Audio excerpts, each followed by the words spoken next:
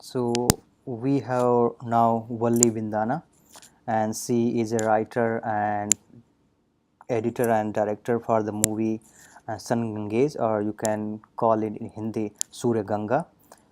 And this movie is not released yet, right? Well, it is in the process of releasing right now. Releasing it, I'm self-distributing it, and so far, Okay. and yeah, so it's releasing it through we are releasing it through organizations. Mm-hmm. Yeah, so So we'll the come to that part and we'll talk yeah, about that. So yeah, can yeah. you tell us more, a little introduction about the movie? So the film, it's a documentary feature film. It's about 72 minutes long. And the film is about the transition of old fossil fuels and big hydro to solar and wind energies in India. So the log line for the film is it's a film about India's the epic conflict of between land, energy, water, and people. So it sounds big and it sounds vague, but it is a big film. It's a big canvas film. It connects the dots between many different points where energy and water and people and everybody collide uh, for the common theme of development. Yeah, and Um, I have seen that movie and it's really great. And me and my wife, we both watched the movie and really enjoyed it. So is this movie still available for people to view on Vimeo? so So since we are distributing it through organizations, so what I'm doing is I'm trying to get organizations that work with water or about environment or energy or climate change or anti-fossil fuels, for example. So there are many organizations like Greenpeace or Sierra Club or International Rivers here in the Bay Area. So these are taking it up and screening it for their own audiences. Um, in between, there are many days that come by, like Earth Day in April 22nd, which is going to come up. Mm-hmm. And that is a time I don't want people to generally wait for a screening to happen. So, because there are many inquiries coming up, when do we see the film? Where do I see the film? Right. Mm-hmm. So during these days, so as to not conflict with the organization screening, I'm opening it up on Vimeo for like 4 days or 5 days.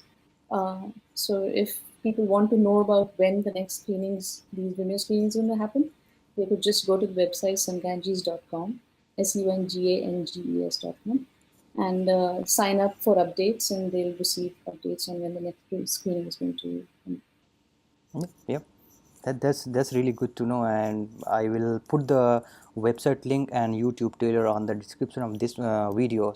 So next question is, your biography says you had done some significant work in copyright and advertising, and you got some big companies like name like and Tropicana, yeah. Tropicana and Make My Trip.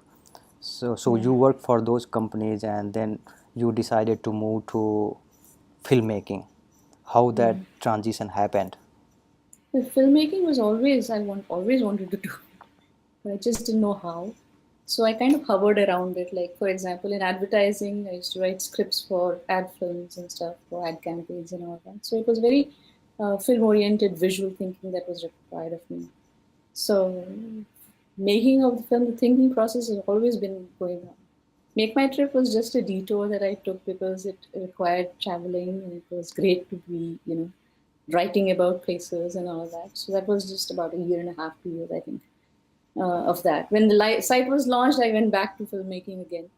Uh, this time, not just writing scripts, but doing shorter films like trading films or ad films, actually producing them. So as audience, we really don't get that feel what it feels like on the ground. So you have to travel and make some arrangement, living arrangement, food arrangement, everything. Have you ever thought about giving up while shooting your movie? This particular movie, no, I Yes. don't think so. I'm very stubborn that way. I don't give up so easy. So That, it took about 4.5 years to make this film, and it's not like 4.5 years of continuously making this film, but if you're feeling very passionately about a subject, mm-hmm. and if you really want to do it, you will do it. Yeah, yes, yeah, So definitely. there is no other way of you can't think of any other thing. Yep, Uh, yep. there's no alternative that, okay, okay, I'm done with it now. I don't want Yeah. to finish it. Yeah. So, was there any incident when you were shooting the movie and people gathered around you? They wanted to know what you're doing, what you're shooting for? Because if you, Um, in the villages, if you go with the camera and people see you shooting something, they will be curious either out of curiosity or they don't want their life to be interrupted by someone. They might be curious, oh really, what are you doing? Was there any such incident? it was very interesting reactions that we had come across in different like strata of society, if we may call it. When we went to the villages of Uttarakhand for the first time, when we entered the village, and we had gone through an organization, HPSS, a person who has worked in those villages and helped them out for years. And even so, with such a friendly introduction, we had gone in with our cameras. And these, we are not like big film people or anything. We just had tiny cameras. We wanted to be discreet. We didn't want to intrude Yeah. because these are very, small villages somewhere in the middle of the hills. So we didn't want to make a big scene out of it. We were just curious with people with a few cameras. That's it. But when we went in, we were not welcome at all. Those people in the villages, they were just angry about things that were happening to them because of the dam upstream which had dried up their river and all of that. So Yep. here were a couple of city people again in their village wanting to do something, and for 2 hours they said, we will not let you shoot, and we will not, why should we answer your questions, why should we come in front of your camera, you will come and just go away and do nothing, nothing will change for us. There are government people who have come here and promised us this and that. Nothing has happened, nothing will ever change, is what their reaction was. Yeah. So and in situations like those, we had to be really, really humble and try to understand what they were going through. So we just heard them out. For 2 hours, I remember these women we were sitting in the balcony. I did not film it. And I just sat there and listened to them. And slowly kind of I inched myself and held their hands. And I said, well, this I'm making it from my savings. I'm not going to promise you change, you know. Yep. Yep. But this is something that I feel for, and this is something is just my thing. It's not, I'm not representing an organization or the government or the media or the TV channels, nothing. I just simply want people to know about what you're going through. Uske baad, whatever happens will happen. If nothing happens, I'm not going to promise you anything. After that, then they started holding my equipment, and you're my daughter and this and that. And it was like 2 days of filming with the most beautiful people ever. Yes. Um, Yeah. this was one. And then um, people generally in the plains, hills are different. Hills environment is very different. In the plains, because they are exposed to a lot more corruption and media and all of that, um, people were very suspicious about even we had a tiny camera, and it could have been anybody with a camera taking a picture. Mm-hmm. But people would come and ask, where are you from? Why are you filming this? Where are you going to show? Are you from a television? And I said, no, we're not. We're just, so what we used to tell them was, this is for an educational purpose. We're making educational videos, which is actually true. This film is very educational in nature. Yep. Yep. So was At there? that time, one needs to realize that they're not mad at us. They are mad at their own situation. Yep. Yep. We just happen to be there absorbing that anger, but they are just angry with the situation that they're in because they are not responsible for that situation. Yes. Yeah. Absolutely. So, did you face any local goon, any gunda mafia? No, the cops were there. The cops were there.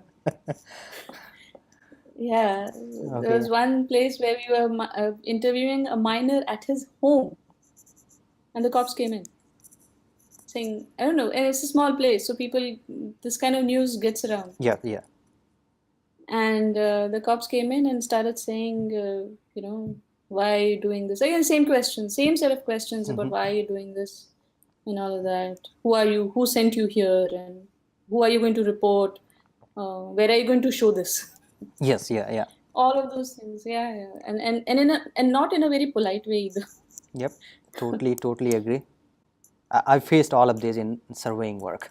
You said you worked for, you saw this video in 4.5 years. So at the end, total, how many hours of video footage you had? About 130 hours of footage. 130. Wow. Yeah. And then you processed it and made a video out of, so so Yeah. what's the duration of the film?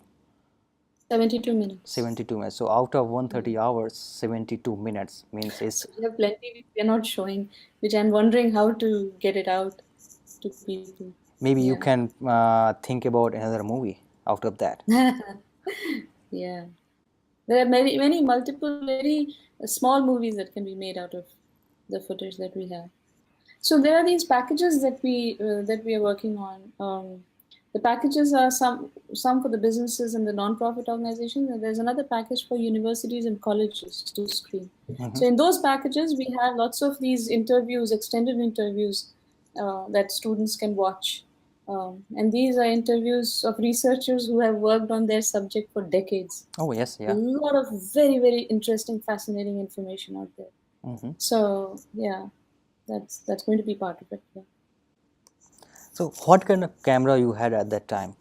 A very tiny one. We had Sony A7S, which is with a prime lens, which is again a very tiny lens. Um, and Sony A7S is a mirror camera, and it's a low light camera. So we Yeah. knew that we are not going to carry lights. Mm-hmm. We knew that we are going to go to many dark places. So Yes. this particular camera really was amazing when we went into the mines and with no lights. I mean, we had just headlamps, but no other light. So Yep. there was no grain, and it was very easy to handle as well. And we wanted to really keep it discreet, as I said. We didn't want, when we were interviewing, for example, we didn't want them to know, oh, there's a film crew here. Mm-hmm. It was just like they're friends with the camera. Okay. Yeah. Yeah. So Yeah. and So also then they could open up a they open lot up. Yeah. They more. more Yeah. feel, they are more comfortable, not Yeah. being surrounded by a lot of people, a lot of team Yeah. member, which they don't feel very comfortable. Yeah. That's Yeah. true. So so since you saw this video for 4.5 years, in your, did you had a script at first hand or you were just shooting it? No, we didn't have any script. We actually started we started making the movie thinking that we'll just do something about the river because that was our main concern. That is why we were making the film. But then it panned out and we couldn't contain the film into a small, single valley or something because there are so many other factors that are responsible for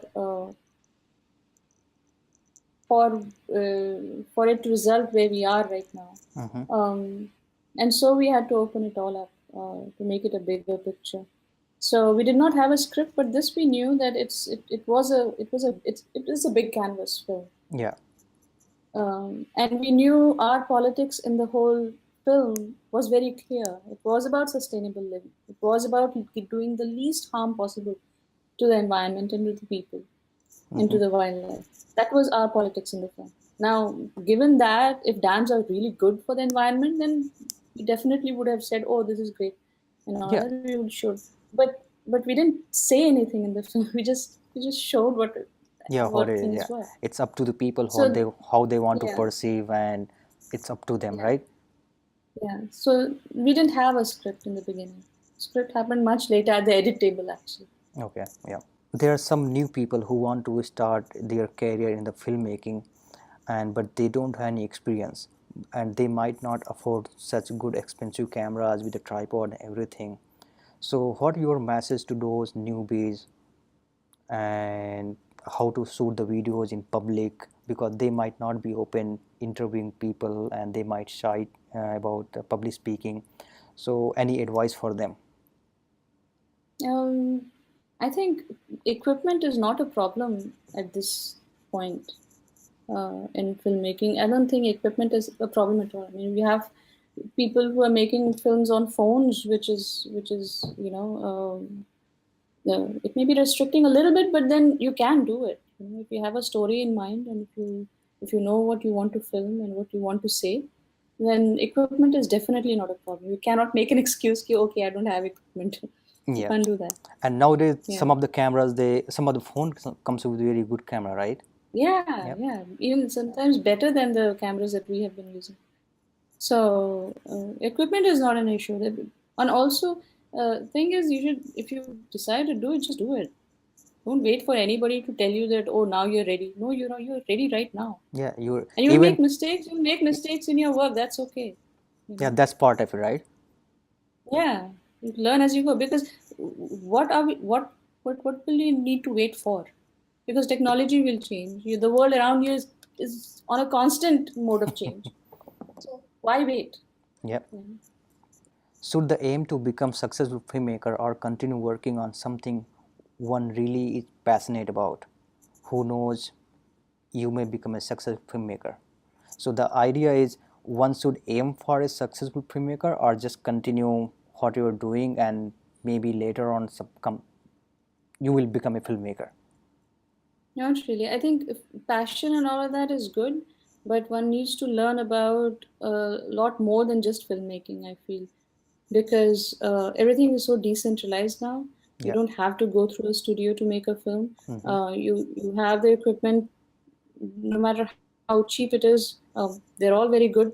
You have to be uh, uh, I mean, you can invest a little money in equipment, but after that, you will need to learn a lot more about not just the art of filmmaking, but how to get your film out to the audience. So that is something that needs to be learned again on the job or from wherever, but that needs to be learned to be successful. Yeah. So after capturing the video, when you did you process the video or you have some person to help you in processing the videos? We edited it ourselves. I did it myself. So which software you And it was used? all learned. I mean, I used FCPX, which is a simpler tool to learn, It but it is fast and it does its job. So it was open uh, source or it was oh, I had to buy it. At least I learned a lot of editing from just YouTube. I mean, internet is the school. I see internet as a school.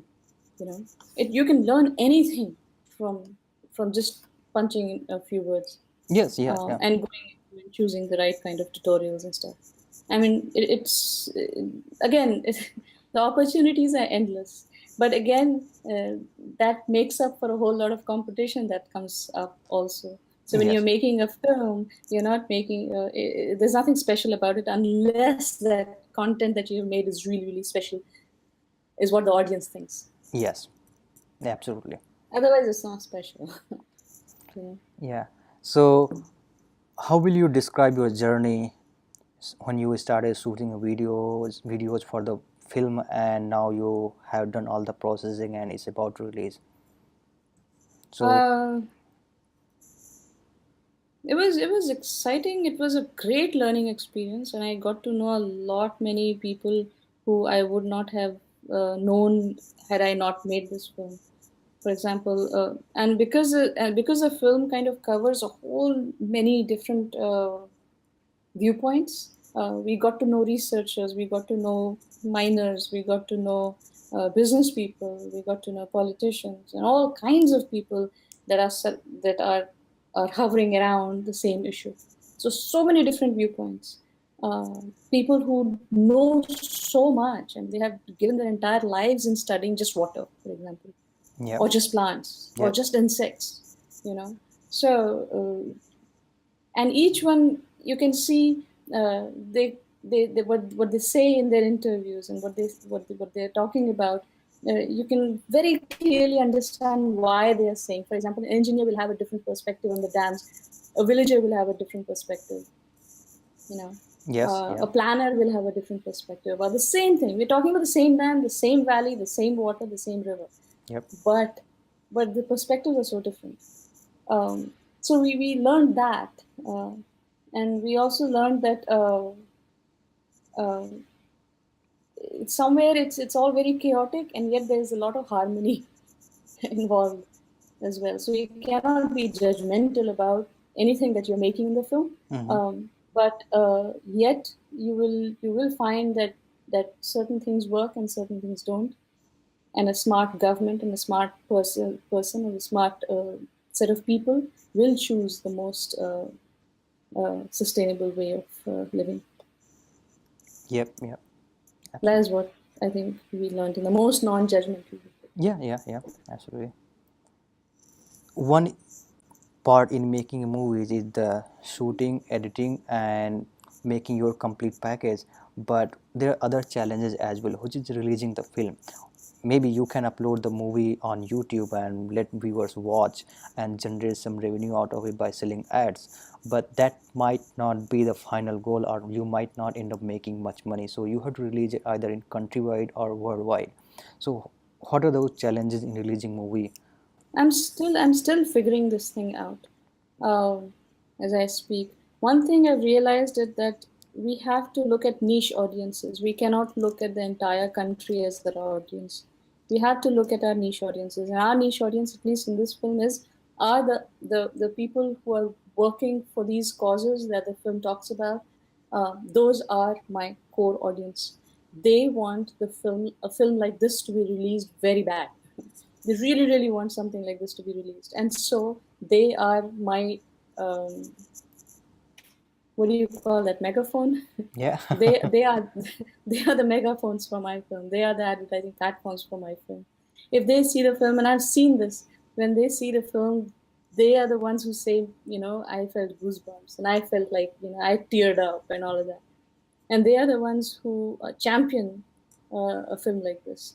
So that is the way we are going as independent filmmakers. Now, if I had a studio and if I had somebody else really talking about the film in a big way in the big media and all of that, that is different. It may come in the future, maybe, I don't know. But right now, this is how we are approaching it. We're looking at a niche audience, we're looking at the core audience, and we are relying on them to publicize the film and get them out into the world. And it's actually happening beautifully. I mean, we are talking to Sierra Club, we're talking to International Rivers. There's Google Talks that's coming up. There's a few more organizations, Stanford, that's hosting the film.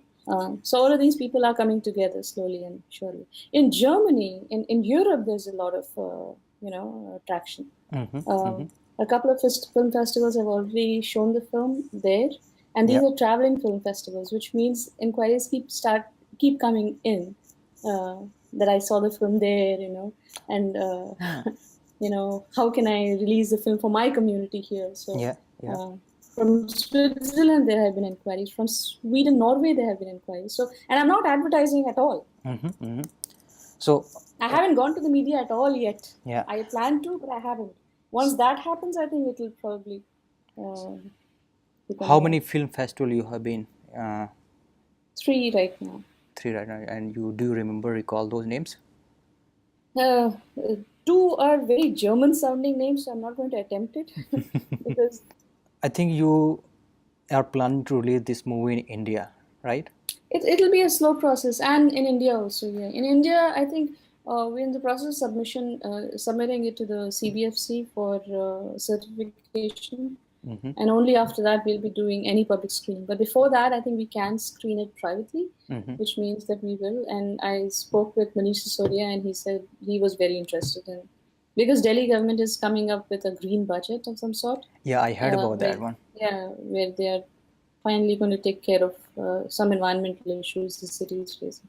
So, and they have an excellent plan for solar installations in the city, and a great goal as well. So, I think this film again can be used as a tool to let the people know of the bigger picture and how important it is to think, about renewable energy in a big and a very urgent way. Yeah, so this is out of context. I saw some of the websites and some of the photos shared on social media where they share a complete picture of Earth and a small tiny section on that Earth which says this much space is enough to run the world on renewable energy. Yeah. Is that true? Yeah, it's absolutely true.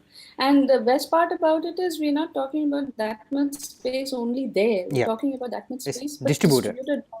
The beauty of this whole thing is the decentralized network.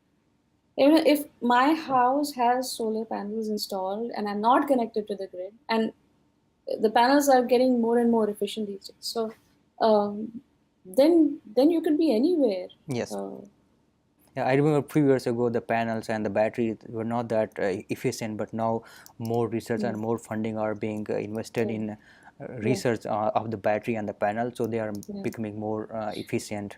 And especially in a country like India, where we are talking about the grids, but the grid only reaches a particular place like a village, but the electricity doesn't mean that the village gets electricity just because the grid is reaching. This is the poles and wires are there. Electricity doesn't flow through them, you know. Yeah. So laying down the grid is so expensive. In my film, there are certain researchers who talk about how we can just completely ignore this whole grid thing and straight away leapfrog into going decentralized solar. Now, the government has to play a huge role in it. Let's see what they do. Yes, yeah, that's absolutely, and government should come with some policies where they can subsidize or maybe promote it by reducing coal power or other which are not good for environment. So this Yeah, they government shouldn't subsidy. really Yeah. government really need to play really key role Yes. for the green energy. So thank you Uh-huh. Ali for sharing all your experiences. We hope your film will be released soon, and we wish you very good luck. Friends, you can Thank you. watch this trailer of SunGanges using the link given in description. If you want to host a screening for non-profit businesses, college, universities, friends and family, you can visit their website sunganges.com. Thank you.